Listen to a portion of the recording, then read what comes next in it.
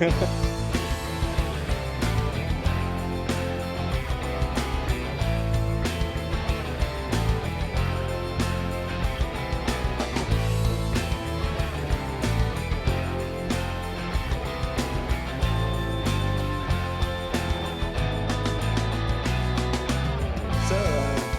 are you and where are we?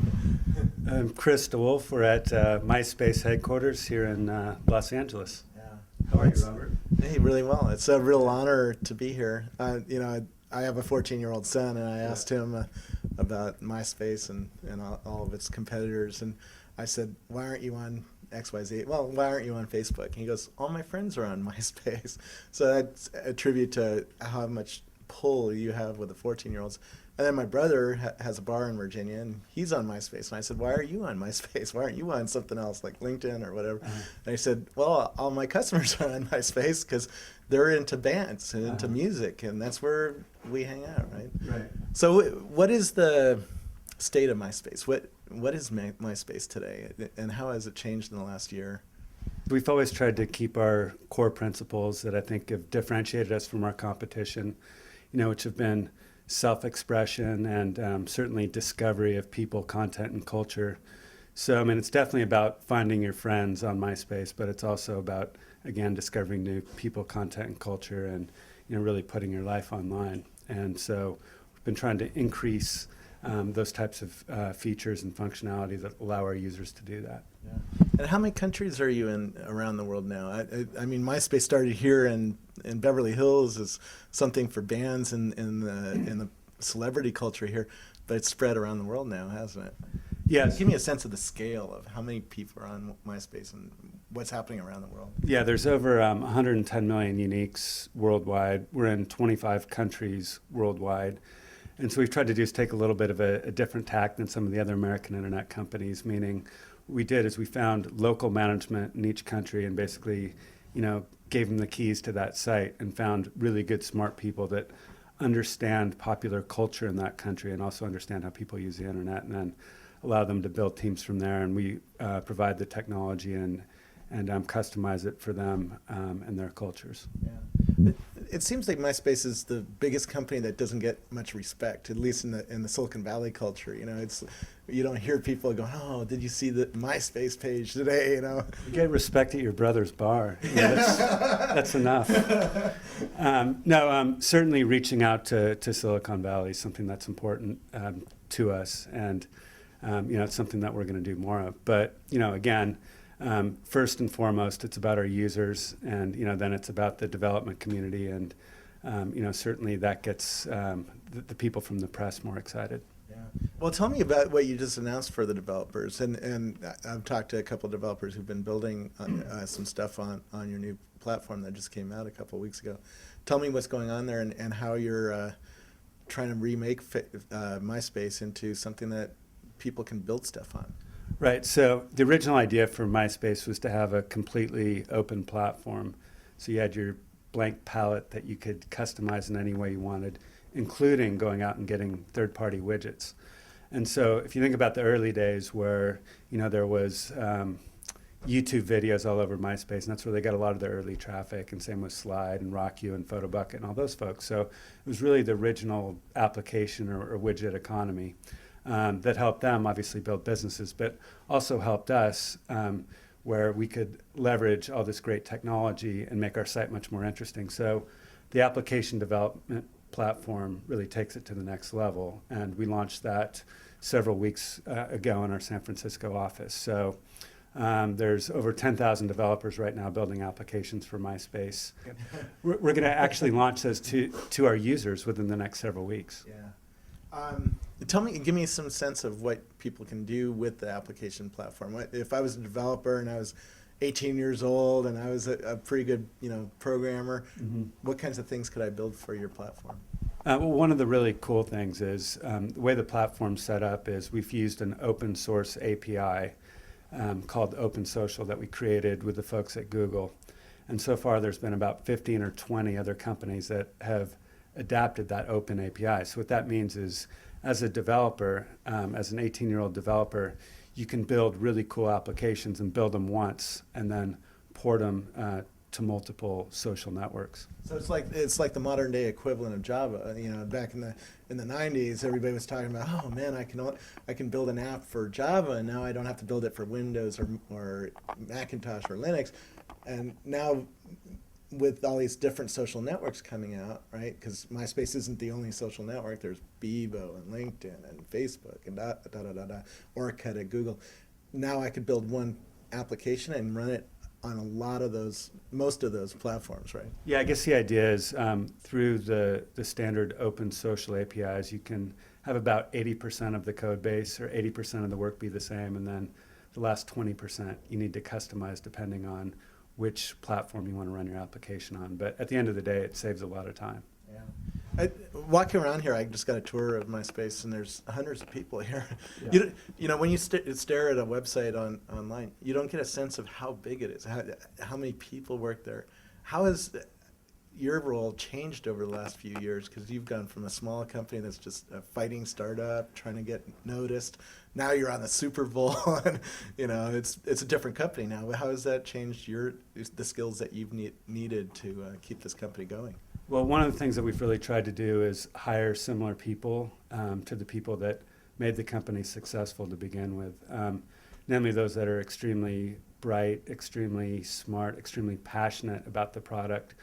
This is going to sound sort of fluffy, but we certainly believe that it's that corporate culture and passion for the product that really bleeds down into the development and the end product itself. So, you know, a lot of it's been focused on ensuring that we continue to hire those kinds of people.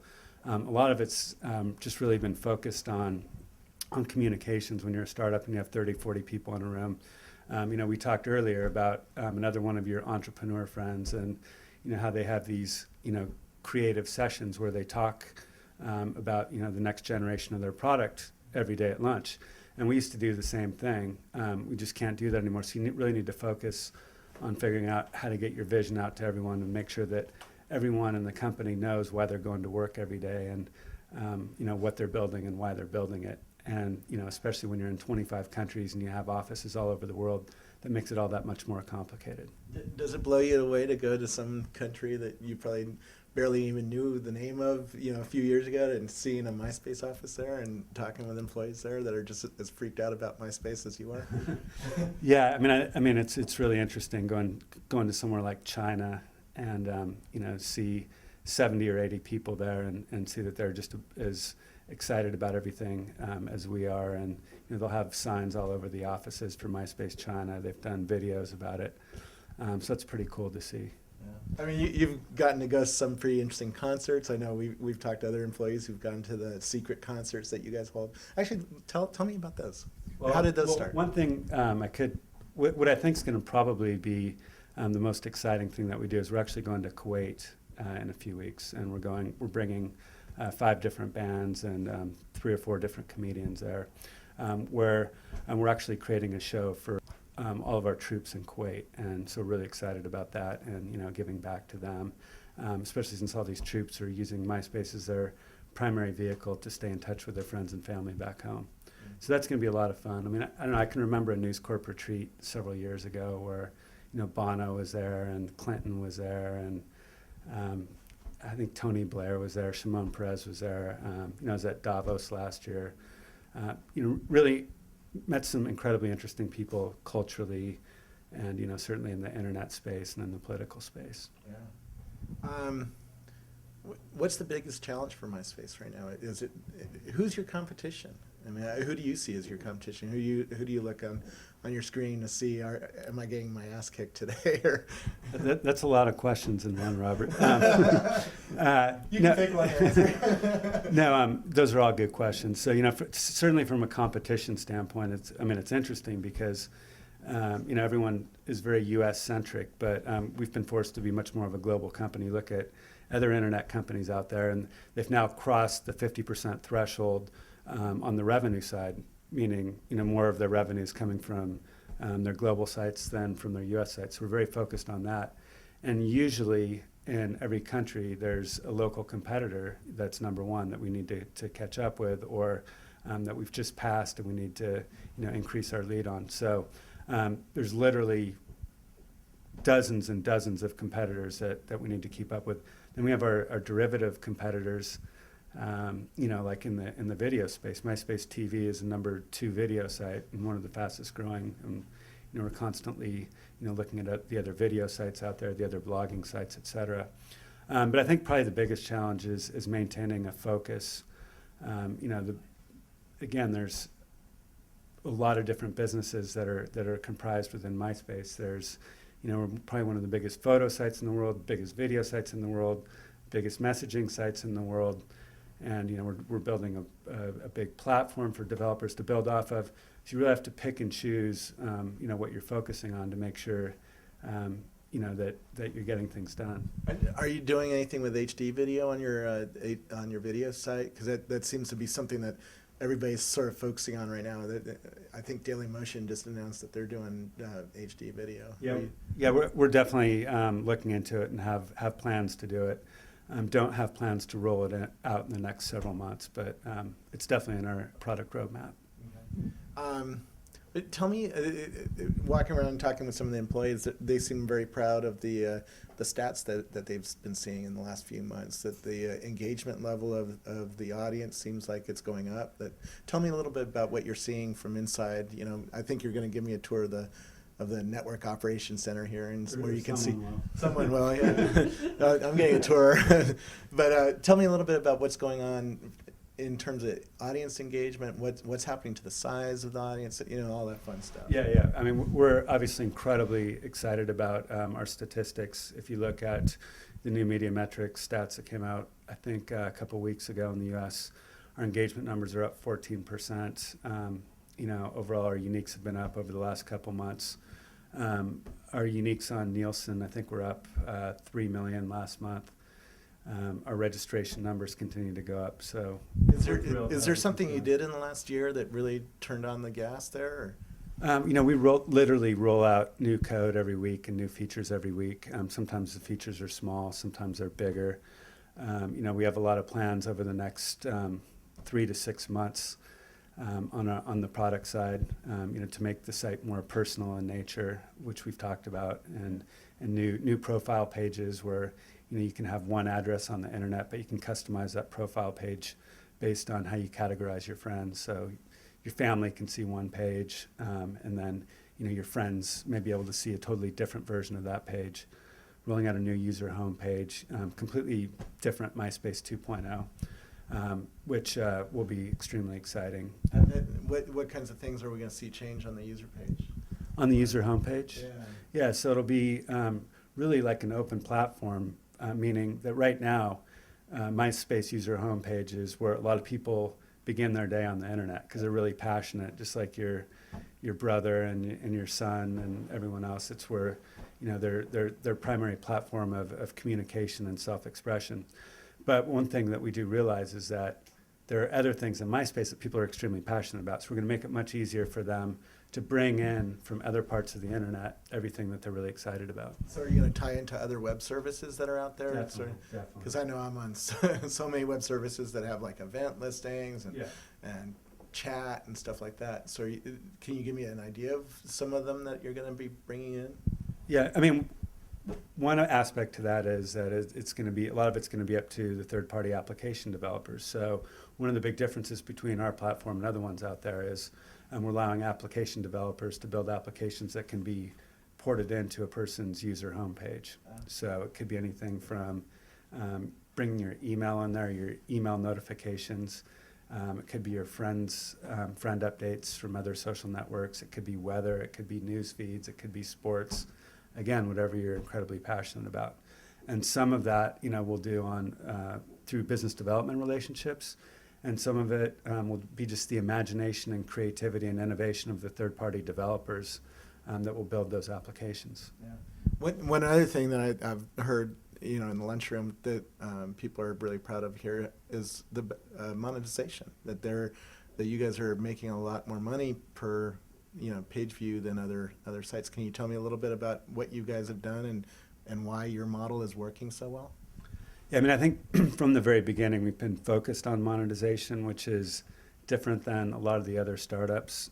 So we've had advertising on our site from the very beginning, but we've really tried to do is be an innovator in the space. And it started out with building the branded communities for our top advertisers, which is essentially a profile that's branded, around the advertiser, which has been incredibly effective from the advertiser's point of view. And then we've done a lot of integrated marketing types of projects, that may include a concert, online concert that's streamed live to, an offline component of the sponsorship, to banners and buttons around it. Most recently, what we've announced is a project called hyper targeting that we rolled out probably 3 or 4 months ago. And essentially what that does is it takes all the great rich user data on MySpace. We've built algorithms around that to target users in really specific surgical segments around different affinity groups. So some examples of that may be, we know that you're interested in movies, action movies or horror movies, et cetera. And that really is the promise of the social network, that you can really target an audience very specifically. You can find my brother who's a bar owner, and is into rock and roll, not into classical music or not into, country music, Yeah, I think that's really interesting, because one of the things that you've seen in the past is everyone's really been focused on behavioral targeting. And this type of enthusiast targeting that we're talking about right now, no one's really been able to do it because they haven't had that type of data, or they haven't had the technology around it. And we just bought a company about a year ago that provided a lot of the technology. And we've seen increased click-through rates from between 50 and 300%. So with the amount of inventory that we have, impressions that we have, we've seen our revenue grow incredibly quickly, and we think that there's amazing potential there. You went through a pretty big acquisition. You were sold to Rupert Murdoch's company, right? Yeah. How come he's been able to keep your team together and keep the culture pretty intact through an acquisition like that, where other big acquisitions have really fallen apart, and value has gotten destroyed after they've been done? Yeah, again, I think it's about us being able to maintain autonomy, and it's about the News Corp corporate culture to a certain degree where they allow for that autonomy. And a lot of that comes from the leadership of News Corp, both Rupert and Peter Chernin. Rupert started with a small community newspaper in Adelaide, Australia, that he was running himself when he was in his early 20s. So he certainly understands that. And I just think, from the standpoint that early on, both Rupert and Peter said that, they were going to leave us, leave our company alone, not allow us to develop it, and, that's exactly what we've done. Since you're at the center of culture, you're here in Hollywood, right, in Beverly Hills, what are you seeing? What kinds of trends are you seeing hitting that you might have visibility to that people up in the valley, like geeks like me, won't see for 6 months or a year? All of a sudden it'll be on mainstream TV, but maybe you know about it right now because it's a hot band you saw last night or something like that. What are you seeing in terms of culture that's happening around the world? I think the biggest thing that you can point to is certainly the excitement around the presidential elections.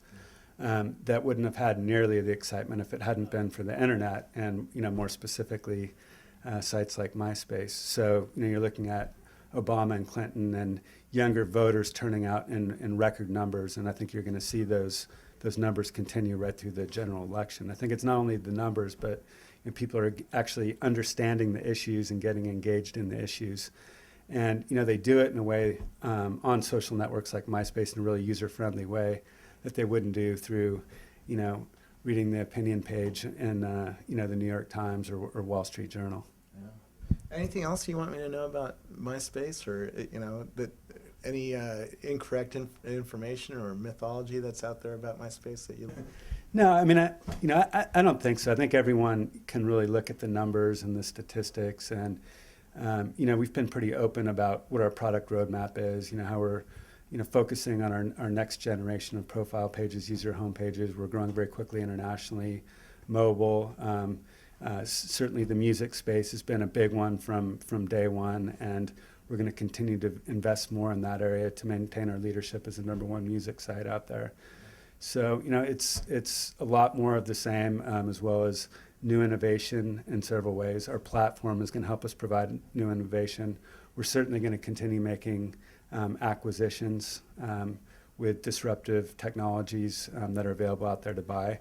And then more recently, we've started an incubator. It's called Slingshot Labs. And the idea there is that we mirror a startup company, fund them, let them hire 40 or 50 people, and they will incubate 4 to 5 different companies at any one time and be totally autonomous and function, again, just like a startup company would, so they can move very quickly. Yeah. Any cool sites? What do you look at when you start up the day? Do you have a favorite MySpace person that you go and check out, or? I have all my friends on MySpace, so the majority of time that I spend on there is just writing people messages back and forth or uploading my photos. I don't go to a lot of the celebrity sites, but that's getting really popular on MySpace. We just started MySpace Celebrity. We have about 1,000 celebrities that are on there and that blog and post photos and use it on a regular basis. So that's kind of a more fun thing. Tell me, around your office, I guess we'll get a look at it later, but you have all these posters that say myspace.com/secret shows. What are those and how did those start? Right, so it's a series of concerts that we started, with the idea being that there'll be one profile on MySpace called Secret Shows, and for all those users that are members of the Secret Show group or profile, we'll let them know 2 days before a really cool concert is out there. And the first 500, 1,000, 2,000 that respond automatically can get into the show for free. And so we've done it with some really cool bands, as you can see, from Panic at the Disco to Ice Cube, to NoFX to Gnarls Barkley. I think we were one of the first Gnarls Barkley shows, and it's been a lot of fun. Then we'll go out and we'll sell a sponsorship for it. So I think the first year, Chili's was the sponsor, and I think they just renewed that as well. That touches on, I think, a secret of MySpace, which is the focus on community. Where did that come from, and how are you feeding it through the Secret Show, or are there other efforts that you're making to make the community feel like part of the MySpace world? Or no, I think it's always been like that from the very beginning, and it really happened organically. And things like Secret Shows are certainly important to help foster that community, but those communities already existed. And I think you saw in the early days there were a lot of creative people, from both the New York area and the LA area and other places that got on MySpace and, wanted to express themselves and or promote themselves. So, a lot of the first creative group were bands, and there was actors, actresses, artists, comedians, etc. And so, like, all those people have a big offline following as well. And then I think from there, you saw people using it as their primary, communication hub, and really putting their lives online, where if they're going to go down and meet at the beach and, play volleyball, that, they would send out a bulletin to all their friends, meet down there, and then they would sort of capture the event by taking pictures and uploading the photos. And I think, going to a concert is something that's very similar. Well, thanks, man. It's been a lot of fun. It was fun. Thanks.